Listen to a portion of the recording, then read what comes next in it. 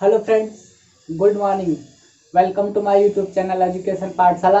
आज जो हम बात करने जा रहे हैं, आज बात करेंगे हम पुर्तगाली कमिश्नर फ्रांसिस्को डी अल्बुकर्क के बारे में और इनके बाद जो महत्वपूर्ण पुर्तगाली यात्री हुए थे नीनो डी कूना, उनके बारे में। इससे पहले हम फ्रांसिस्को डी अल्मीडा के बारे में पढ़ चुके हैं। ठीक है, फ्रांसिस्को डी अल्मीडा ने जो जो अपनी पॉलिसियां चलाई थी, ब्लू वाटर पॉलिसी या शांत जल नीति, कई टाइप के, और अरब मिस्र व्यापारी को उन्होंने उनके जो बेड़े थे उन पे कब्जा कर लिया था। ठीक है, और आज हम बात करेंगे फ्रांसिस्को डी अल्मीडा में। फ्रांसिस्को डी अल्मीडा जो है 1509 से 1515 भारत में पुर्तगालियों की तरफ से कमिश्नर नियुक्त होते हैं। ठीक है, जब ये कमिश्नर नियुक्त होते हैं तो उसके तुरंत कमिश्नर बनते ही क्या करते हैं, जिस तरीके से आजकल हो रहा है ना कि एक प्रधानमंत्री दूसरे प्रधानमंत्री की क्या पॉलिसियों को या योजनाओं को बदल कर क्या कर लेते हैं, अपने नाम की या अपनी तरफ से कोई और योजनाएं शुरू कर देता। ठीक उस समय भी क्या चलता था कि कमिश्नर बनते ही फ्रांसिस्को डी अल्बुकर्क ने क्या कर दिया,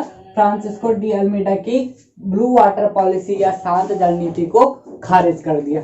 उन्होंने क्या कहा कि यार अल्मीडा जो सोचते थे वो सोचते थे कि हम क्या हिंद महासागर से यानी कि भारत के निचले हिस्से से ही पूरे भारत में कब्जा करके व्यापार करेंगे। लेकिन अल्बुकर्क कुछ और सोचता है। अल्बुकर्क सोचता है कि नहीं, हम हिंद महासागर में तो कब्जा करेंगे ही, लेकिन हम क्या अब भारत के स्थल क्षेत्रों में भी अपना कब्जा करना, अपने किले बनाना शुरू कर देंगे। ठीक है, जैसे ही ये क्या कर लेता है, अल्मीडा की ब्लू वाटर पॉलिसी को समाप्त कर लेता है। ठीक है, ब्लू वाटर पॉलिसी को जैसे ही समाप्त कर लेता है और क्या कर लेता है, अब वो अपने किलों का विस्तार करना शुरू कर लेता है। ठीक है, किलों का विस्तार कैसे शुरू करता है, डी अल्बुकर्क क्या करता है, बीजापुर, वर्तमान कर्नाटक राज्य का जो हिस्सा है बीजापुर, वहां के शासक आदिल शाह पर आक्रमण कर लेता है। ठीक है, आदिल शाह पर जैसे ही आक्रमण करता है और यहाँ पर आदिल शाह को परास्त कर क्या कर लेता है, गोवा को अपने कब्जे में कर लेता है। यहाँ पर गोवा अपने कब्जे में होते ही, पुर्तगालियों के कब्जे में गोवा आते ही क्या कर लेते हैं, गोवा सबसे लास्ट में आजाद होता है।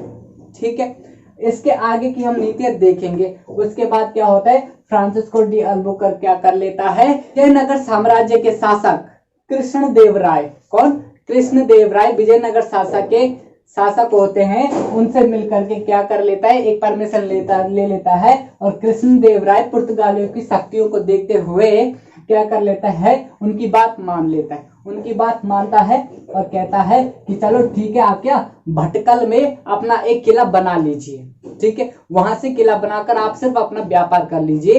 ठीक है, और हमारे क्या विजयनगर साम्राज्य की ओर आप कुछ भी नहीं करेंगे। ठीक है, भटकल कहाँ पड़ता है, भटकल भी कर्नाटक में पड़ता है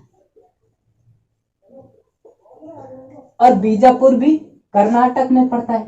ठीक है, यानी कि देखिए, केरल से पुर्तगाली लोग आना स्टार्ट कर लेते हैं और केरल से अब वो कर्नाटक पहुंच चुके हैं। इसी तरह से वो गुजरात कई जगह पहुंच जाते हैं। अल्बुकर्क एक नीति और चलाते हैं। उन्होंने ब्लू वाटर पॉलिसी समाप्त की थी ना, तो उन्होंने अपनी नीति स्टार्ट कर दी, क्या, विवाह नीति, यानी कि मैरिज पॉलिसी उन्होंने शुरू कर दी। मैरिज पॉलिसी क्या थी, मैरिज पॉलिसी में वो पुर्तगाली पुरुष का विवाह, यानी कि पुर्तगाली जो पुरुष होगा वो विवाह करेगा इंडियन फीमेल, यानी कि भारतीय महिला से पुर्तगाली पुरुषों का विवाह। ठीक है, विवाह करके वो पुर्तगाली लोगों की जनसंख्या भारत में बढ़ाना चाहता था। ठीक है, भारत में पुर्तगाली जनसंख्या की वृद्धि करना चाहता था। इसके लिए इन्होंने क्या किया, फ्रांसिस्को डी अल्बुकर्क ने विवाह नीति चलाई थी। ठीक है, अब हम बात करते हैं नीनो डी कूना के बारे में। ठीक है, नीनो डी कूना के बारे में भी पहले लिख लेते हैं, फिर उनके बारे में चर्चा करते हैं। ठीक है दोस्तों,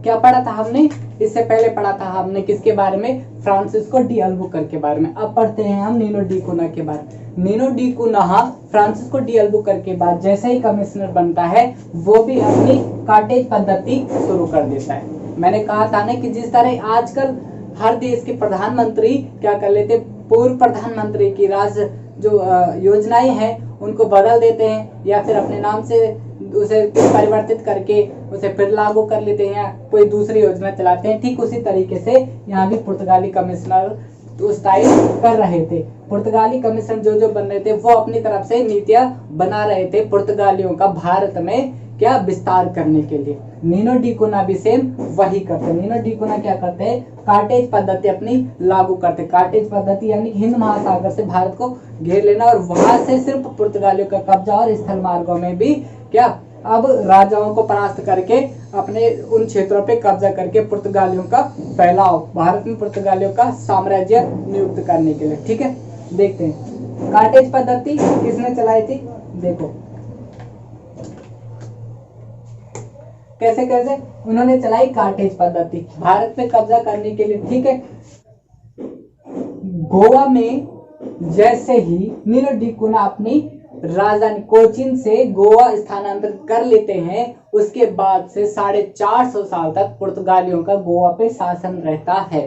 ठीक है, जब पुर्तगाली लोग जाते हैं तो भारत का सबसे लास्ट में आजाद होने वाला राज्य गोवा 19 दिसंबर कब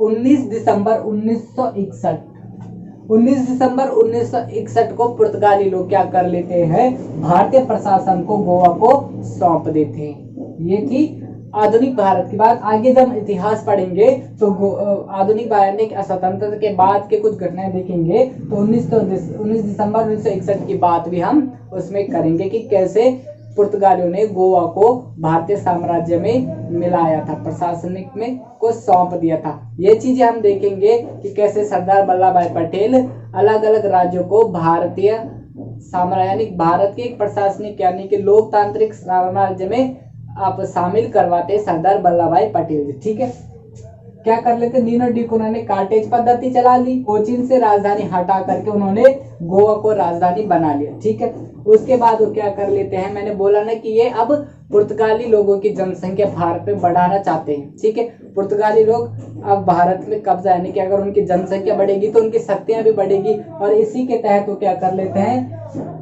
विवाह नीति कौन चला रहे थे, अल्बुकर्क। ठीक है, ब्लू वाटर पॉलिसी किसने चलाई थी, अल्मीडा ने, और कार्टेज पद्धति चला रहे हैं नीनो डी कुना। ठीक है, अब ये क्या करवा लेते हैं, हुगली, पश्चिम बंगाल, कोलकाता, ठीक है, और गोवा, इन 2 क्षेत्रों में क्या कर लाते हैं, पुर्तगाली बस्तियां बसाना शुरू कर लेते हैं। ठीक है, विवाह तो अल्बुकर्क ने करवा दिया।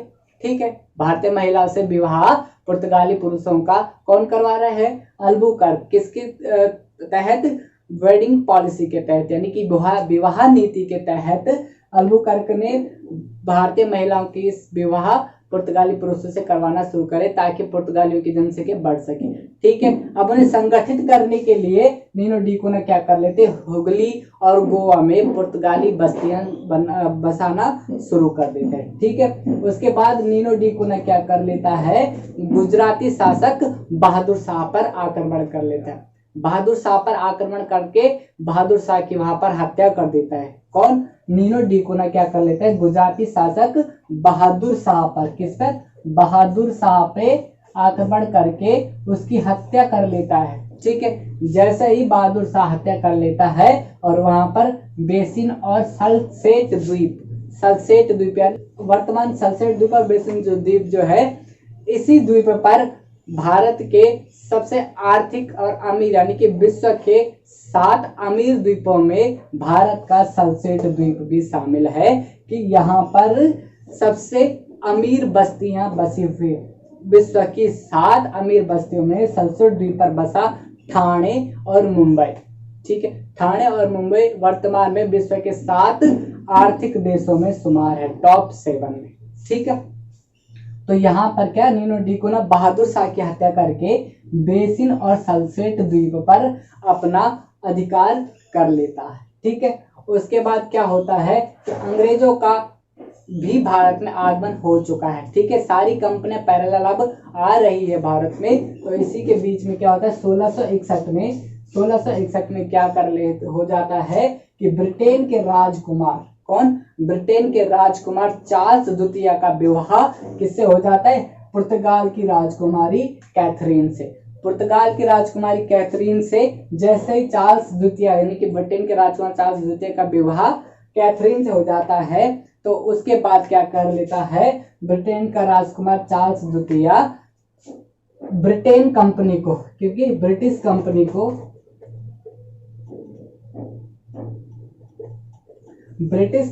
को चार्ल्स द्वितीय 10 पाउंड वार्षिक,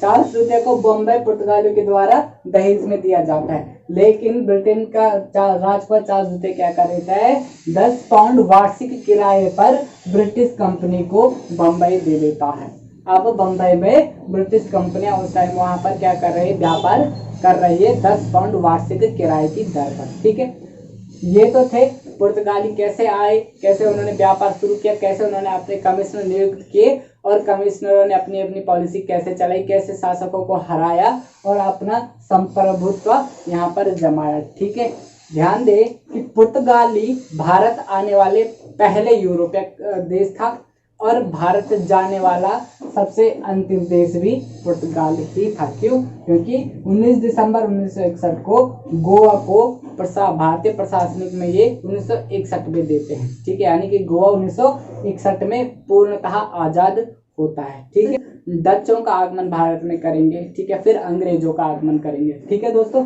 तो ये पैरवाई करते रहते हैं लेकिन ये किसी से झगड़ा नहीं करते, बस अब उसके बाद शांत नीति से ये गोवा पे शासन कर रहे हैं, अपना व्यापार वहीं चला रहे हैं। तो अब हम इसके आगे देखते हैं डच। ठीक है, और उसके बाद हम देखेंगे अंग्रेजों का भारत में आगमन। ठीक है दोस्तों, तो आज के लिए इतना ही रखते हैं, मिलते हैं आपको नेक्स्ट क्लास में। थैंक यू दोस्तों।